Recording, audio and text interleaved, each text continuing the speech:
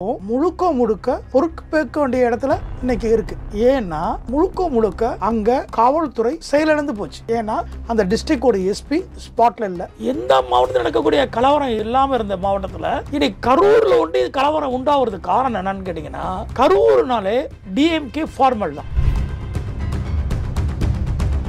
முன்னாள் அமைச்சர் செந்தில் பாலாஜி 10 ரூபாய் செந்தில் பாலாஜி சொன்ன உடனே கல்லு பறக்குது, செருப்பு பறக்குது. இதெல்லாம் ஆன உடனே 15-20க்கு மேற்பட்ட ஆம்புலன்ஸ் இருக்கு. இந்த கூட்டத்துக்குள்ள 1000க்கு மேற்பட்ட திமுக தொண்டர்கள், அரசியல் வியாபாரிகள் உள்ள போயிருக்காங்க.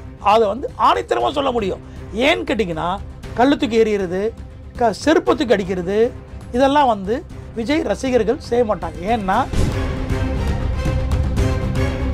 இன்னைக்கு கொண்டு வந்த நியூஸ் சேனல்களையும் யூடியூப் சேனல் இருக்கிறவங்களையும் ரிப்போர்ட்டர்ஸையும் நீ கழுத்தன இருக்கிறது முழுக்க ஜனநாயகத்துக்கு விரோதமான விஷயம். ஏன்னா நடக்கக்கூடிய விஷயம் யாரும் மூடி மறைக்கல. இன்னைக்கு வதந்தியில யாரும் பரவல. ஆனா இந்த அரசுக்கு அழுத்தம் வரதுனால மக்களுக்கு சில விஷயங்கள் இருக்கக்கூடிய ஒரு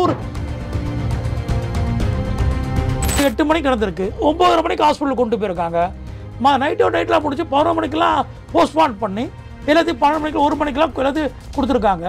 எப்படி இவ்வளோ பெரியும் 41 பெரியும் போஸ்ட்மார்ட் பண்ணுறதுக்கு டாக்டர்ஸ் எங்கே இருந்தாங்க? எனக்கு சென்னை மாநகரத்தில் இருக்கக்கூடிய டெய்லி வேஜஸ் தான் வச்சுருக்கோம், ரெகுலர் டாக்டர்ஸ் கிடையாது. அப்படி இருக்கிறப்போ எங்கே தின டாக்டர்ஸ் வந்தாங்க? எப்படி போஸ்ட்மார்ட் நடந்துச்சு? அப்போ எங்கே என்னென்ன தப்பு நடந்திருக்கு? இதெல்லாம் சந்தேகத்துக்குள்ள கேள்விக்குறியாக இருக்குல்ல. நண்பர்கள் அனைவருக்கும் வணக்கம். இன்று நம்மோடு இருப்பவர் தமிழ்நாடு ஓபிசி தலைவர் தாமோதரன் யாதவ் அவர்கள். வணக்கம் சார். வணக்கங்க. இப்போ இன்னைக்கு பார்த்தீங்கன்னா கரூர் சம்பவம். பாஜக தலைமையிலான என்டிஏ கூட்டணியை பொறுத்த வரைக்கும் உண்மை கண்டறியும் குழு ஹேமமாலினி தலைமையில் கரூருக்கு அனுப்பி வச்சிருக்காங்க. இந்த பக்கம் இண்டி கூட்டணியிலிருந்து காங்கிரஸ் கட்சியுடைய கேசி வேணுகோபால் இங்கே ஸ்பாட்டுக்கு அங்கே நடக்கக்கூடிய சம்பவங்களை பார்த்துட்டு இருக்காங்க.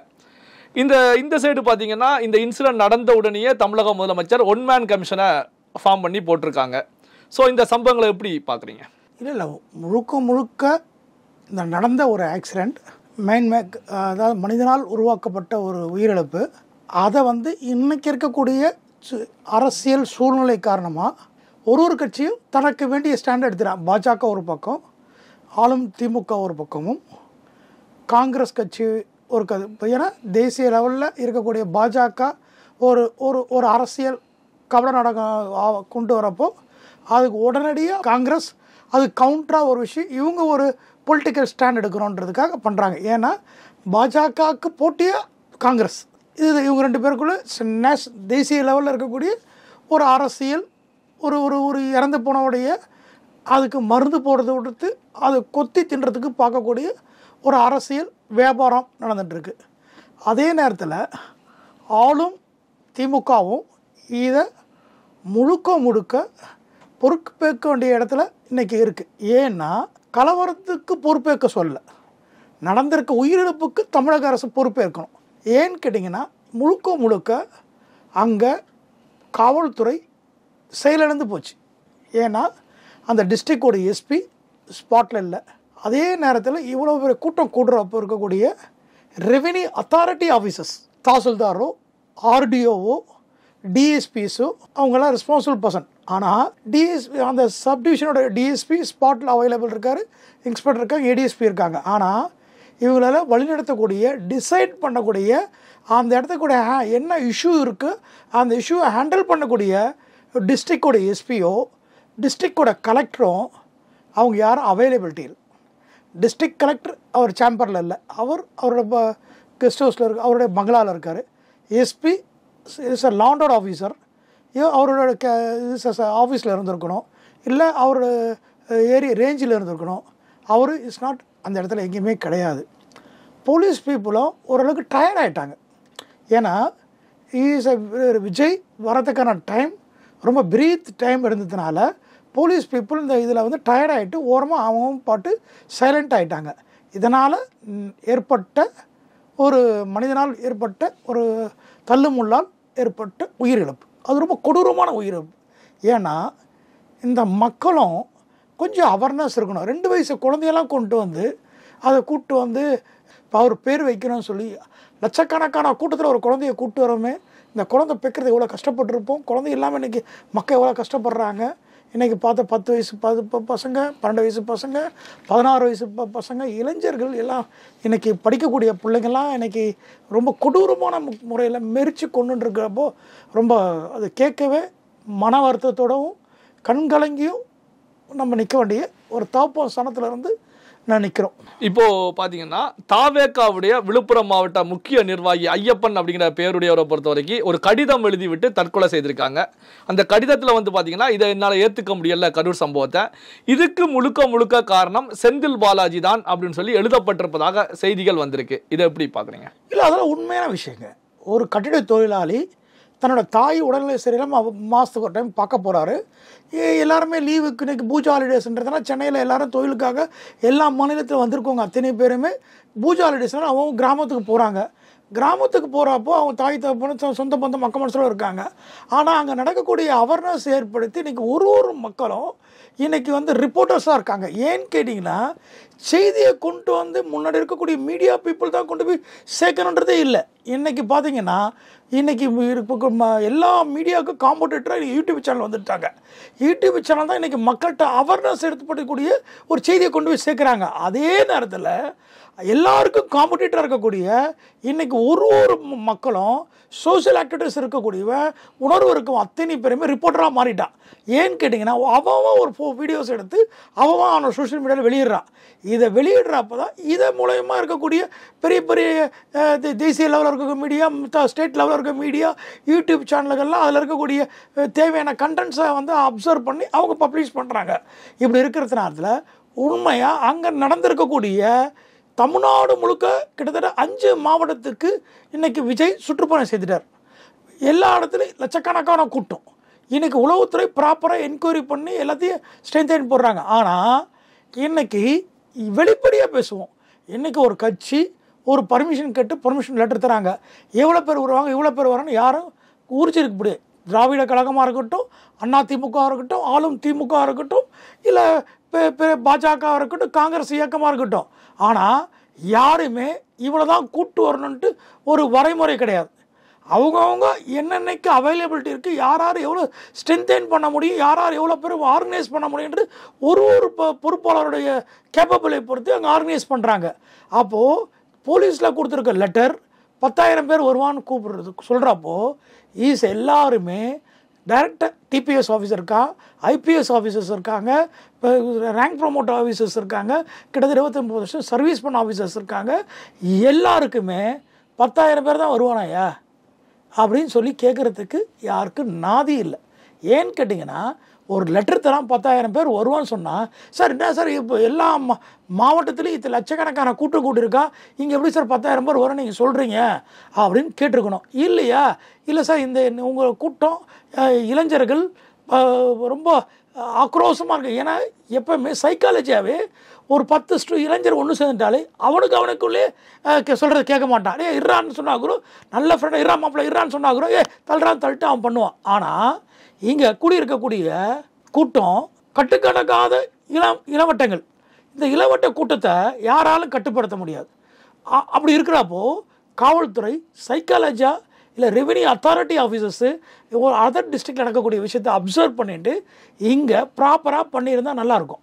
ஆனால் அந்த இடத்துல இன்றைக்கி எந்த மாவட்டத்தில் நடக்கக்கூடிய கலவரம் இல்லாமல் இருந்த மாவட்டத்தில் இன்றைக்கி கரூரில் ஒண்டி கலவரம் உண்டாகிறதுக்கு காரணம் என்னன்னு கேட்டிங்கன்னா, கரூர்னாலே டிஎம்கே ஃபார்மல் தான். அதுக்காக இதையும் இந்த ஃபார்மாலிட்டி எல்லா டிஸ்ட்ரிக்ட்லையும் இனிமேல் அப்ளிகேட் பண்ண பார்ப்பாங்க. ஏன்னு கேட்டிங்கன்னா இன்றைக்கி மற்ற மாவட்டங்களில் பேசக்கூடிய 20 நிமிஷம் பேசக்கூடிய நம்மளுடைய சினிமா நடிகர், உச்சத்தில் இருக்கக்கூடிய சூப்பர் ஸ்டார் இருக்கக்கூடிய விஜய் பேசக்கூடிய வார்த்தையை மேக்சிமம் 25 நிமிஷம்தான்.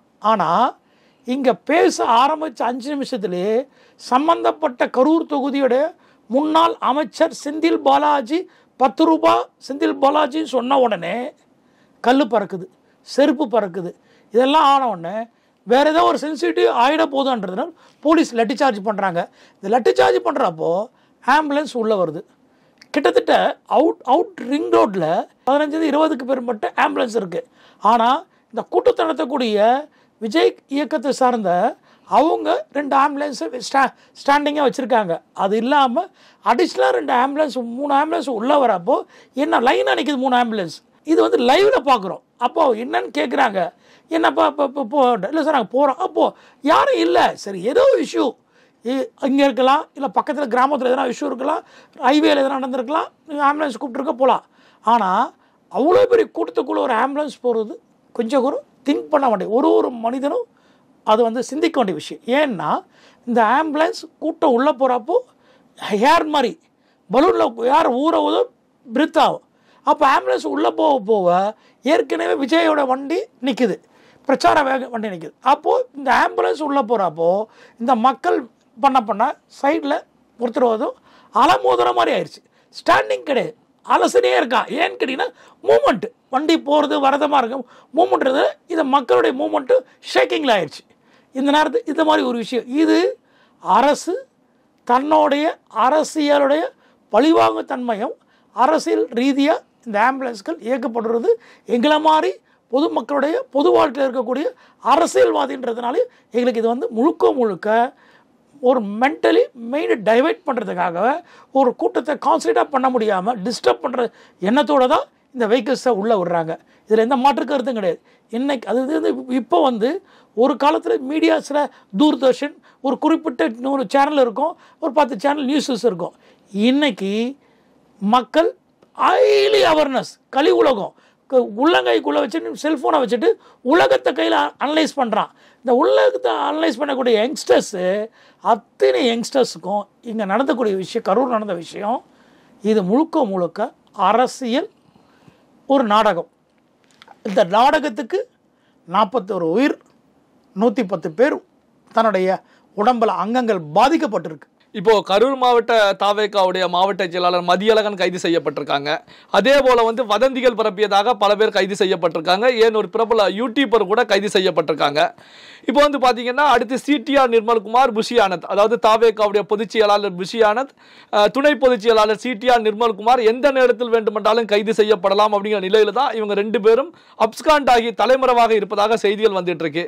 இதை எப்படி பார்க்குறீங்க? தாவேகாவை அடக்கக்கூடிய நிகழ்வாக இதை பார்க்குறீங்களா? இதை எப்படி புரிந்து கொள்வது? இதெல்லாம் யூஸ்வலாக நடக்கிறது தானேங்க. இது வந்து அரசியல் ஸ்டாண்டிங். இன்றைக்கி எதிர்கட்சியை எப்படிலாம் முடக்கணுன்றது நடக்கிறது தான். இன்றைக்கி பாஜக அதுதான் பண்ணது, காங்கிரஸ் அதுக்கு முன்னாடி தான் பண்ணியிருக்காங்க, இன்றைக்கி அதே தான் திமுகவும் பண்ணுது. யார் இதில் பழி வாங்குறது என்பது அவனுக்கு இருக்கக்கூடிய பவர்ஸை வச்சு இன்றைக்கி எதிர்கட்சியை ஒடுக்கணும், இதை வந்து பண்ணக்கூடாதுன்னு நினைக்கிறாங்க. ஆனால் இன்றைக்கி கொண்டு வந்த நியூஸ் சேனல்களையும் யூடியூப் சேனலுடைய இருக்கவங்களையும் ரிப்போர்ட்டர்ஸையும் நீ வந்து கழுத்தை நறுக்கிறது முழுக்க ஜனநாயகத்துக்கு விரோதமான விஷயம். ஏன்னா நடக்கக்கூடிய விஷயம் யாரும் மூடி மறைக்கலை. இன்றைக்கி வதந்தியில் யாரும் பரவல, வதந்தியே கிடையாது. ஆனால் இந்த அரசுக்கு அழுத்தம் வரதுனால மக்களுக்கு சில விஷயங்கள் இருக்கக்கூடிய ஒரு அங்கே பாதிக்கப்பட்ட கடைக்காரன் பேசுகிறான், இருக்கக்கூடிய பேசுகிறான். அப்படி இருக்கக்கூடிய இன்றைக்கி அமைச்சர் இருக்க ஒன்மன் கமிஷன் வரப்போ திமுகவுடைய கிளைச்செயலாளர் போய் பேசுகிறாரு. விஜய் கட்சிக்காரங்களுக்கும் அங்கே நடக்க விஷயம் பேசுகிறதுக்கு பரவாயில்ல, அங்கே இருக்க பப்ளிக் பேசுனா பரவாயில்ல. பப்ளிக்ன்ற பேரில் இன்றைக்கி திமுகவுடைய பொறுப்பாளர்களே இன்றைக்கி ஒன்மேன் கமிஷன் மட்டும் பேசுகிறாங்க. அப்போ இதில் என்னென்ன இருக்குது? நம்ம மற்ற வாயை திறக்கக்கூடாது. இன்றைக்கி சோசியல் மீடியாவில் இருக்கக்கூடிய அந்த வில்லேஜ் கிராமத்தை சுற்றி இருக்கக்கூடிய 15 கிராமத்து மக்களை போட்டக்கூடிய செய்தியை 4 தாலுக்காவை சேர்ந்த இன்றைக்கி கரூர் மாவட்டத்தை சுற்றி இருக்கக்கூடிய 4 தாலுக்காவை சேர்ந்து இருக்கக்கூடிய போடக்கூடிய செய்தியில் இன்றைக்கி எல்லா கமெண்டில் போய் பாருங்கள், ஹைலி த்ரெட், ஆபாச வார்த்தைகள். அப்போது இதில் வரக்கூடிய பக்கத்தில் கொஞ்சம் போட்டு அதை ஐடென்டிஃபை பண்ணி டைரெக்டாக வீட்டுக்கு போய் இன்றைக்கி ஆளுங்கட்சியை சேர்ந்த சில குண்டர்களை வச்சு மிரட்டுறாங்க. அப்போ இதுலேருந்து என்ன தெரியுது? வெளிப்படையாக தெரியலையா? அப்போது அது மட்டும் தாண்டி இன்றைக்கி தமிழக முதல்வர் தானாக செல்ஃப் டிக்ளரேஷனாக ஒரு வீடியோ விடுறார். அந்த வீடியோவில் தானே கொளுத்து போய் மாட்டிக்கிற மாதிரி இல்லையா? அந்த செய்தி தேவையா? ஏற்கனவே பிரச்சனை ஓடிட்டுருக்கு. அதுக்குள்ளேயே அவர் அமைச்சர் பேட்டியில் தராரு, கல்வி அமைச்சர், நான் வந்து தஞ்சாவூரில் இருக்கேன், தஞ்சாவூர் டு கரூர் எவ்வளோ தூரம் இருக்குது? இன்சிடென்ட் நடந்து 8 மணிக்கு, 10 மணிக்கு கரூரில் இருக்கார். 2 மணி தஞ்சாவூரில் இருந்து கரூர் போக முடியுமா? எனக்கு இதெல்லாம் கேள்விக்குறியாக இருக்குது. ஆனால் அதேக்கு முன்னாடி சம்மந்தப்பட்டிருக்கக்கூடிய ஆத்மாத்மான மக்களுடைய கொஞ்சம் ஈவு இறக்க இருக்கக்கூடிய டிஎஸ்பி, இன்ஸ்பெக்டர் ஆஃப் போலீஸ், அவங்க சம்மந்தப்பட்ட போலீஸ் குஷி ஆனந்துக்கு சொல்கிறாங்க, இண்டிகேட் பண்ணுறாங்க, ஏதோ சம்பவம் நடக்கிற மாதிரி இருக்குது, நீங்கள் அதை கொஞ்சம் பார்த்துக்குங்க, உங்களுக்கு அவர்னஸ் ஏற்படுத்துகிறோம், ஸ்ட்ரென்த்து கூட்டம் அதிகமாக இருக்குது, அங்கே ஏதோ நடக்கிற மாதிரி எங்களுக்குள்ள இது இருக்குது அப்படின்னு சொல்லியிருக்காங்க. ஆனால் குஷி ஆனந்த் அதை வந்து என்னன்னு கேட்டிங்கன்னா, எப்போ போல் நம்ம கூட்டத்தில் எதுவும் நடக்காது, நம்ம 5, 6, 7 மாவட்டத்தை பண்ணிட்டோம், அனுபவம் வந்துருச்சு, இது வரைக்கும் அந்த மாதிரி எந்த அசம்பாவிதம் நினைக்கல, கடவுளுடைய ஆசீர்வாதம் அனுகிரகம் இருக்குது அப்படின்னு நினச்சிட்டு அவங்க லேசியாக இருந்துட்டாங்க. ஆனால் இந்த கூட்டத்துக்குள்ளே 1000க்கு மேற்பட்ட திமுக தொண்டர்கள், அரசியல் வியாபாரிகள் உள்ளே போயிருக்காங்க.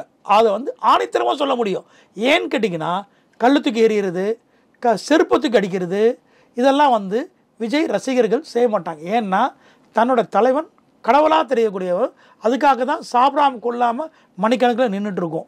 அப்படி இருக்கப்போ அங்கே நடந்தக்கூடிய இஷ்யூவில் உடனடியாக அங்கே இருந்த போலீஸ், என்ன உயர் ஆஃபீஸர்ஸ், என்ன டிஸ்ட்ரிக்டோட எஸ்பி இன்ஸ்ட்ரக்ஷன் இல்லாமையும், எனக்கு டிஐஜியோட இன்ஸ்ட்ரக்ஷன் இல்லாமையும், டிஎஸ்பியோட சுப்பீரியர் ஆஃபீஸர், டிஎஸ்பி சப்டிவிஷனோட ஆஃபீஸர் இன்ஸ்ட்ரக்ஷன் இல்லாமையும் இன்றைக்கி லட்டி சார்ஜ் நடந்திருக்கு. யார் சொல்லி லட்டி சார்ஜ் பண்ணீங்க? Any officer give the orders.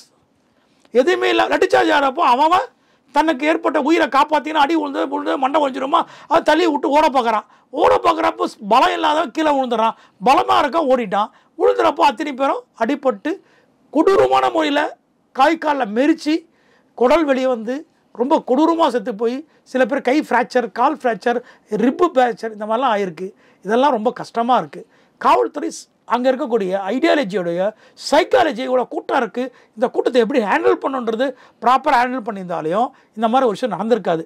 முழுக்க அரசுடைய இது வந்து லேசியால், அரசு முறையாக கையாளாதனத்தினாலையும், அரசு உயர் அதிகாரிகள் முறையாக செயல்படாதனாலையும் இவ்வளோ பெரிய மனிதனால் ஏற்பட்டக்கூடிய ஒரு இழப்பு, அது ஈடு செய்ய முடியாத இழப்பு. 42 பேர் 41 பேர்னு அரசு சொல்லுது. ஆனால் அரசாங்கம் எப்பவுமே ஆயிரக்கணக்கான போய் இன்றைக்கி கும்பமேளாவில் இறந்த எத்தனை ஆயிரம் பேர் இருந்தான், இன்றைக்கி மத்திய அது மறைச்சிட்டாங்க. ஏர் ஷோவில் எவ்வளோ இறந்துட்டாங்க. அதே மகாமலத்தில் இறந்த காம்பவுண்ட் உழுந்து இறந்தாங்க. அதில் எத்தனை பேர் செத்தாங்கன்னு அங்கே இருக்க உழுக்கிறது தெரியும்.